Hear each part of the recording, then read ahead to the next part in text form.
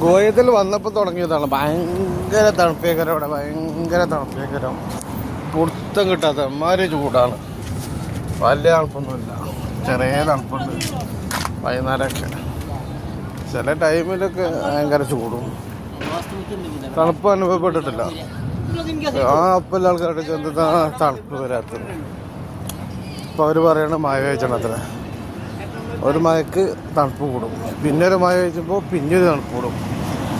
അങ്ങനെ 5 മഴ പെയ്യത്തര കുവൈത്തിൽ. പിന്നെ കണ്ട് ഭയങ്കര തണുപ്പേക്കരത്ര. എനിക്കറിയില്ല, അറിയുന്ന ആൾക്കാർ കമൻറ്റ് ചെയ്യും കേട്ടോ കുവൈത്തിനെ കുറിച്ച്. ദുബായിൽ പിന്നെ ഒരു പേടി തണുപ്പ് ഉണ്ടായാലുള്ളൂ.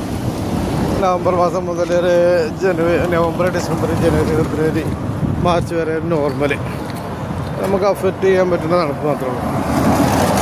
ഇവിടെ ഇപ്പോൾ എല്ലാവരും പറഞ്ഞ് പേടിപ്പിച്ചിട്ടുണ്ട്, പെരും തണുപ്പാണ്. ചഞ്ച തണുപ്പ് ഇഷ്ടമല്ല, കടക്കാൻ നേരത്ത് മാത്രമേ തണുപ്പ് ഇഷ്ടമുള്ളൂ. അപ്പോൾ നോക്കാം തണുപ്പ് എങ്ങനെ ഉണ്ടെന്ന് നോക്കാമല്ലോ.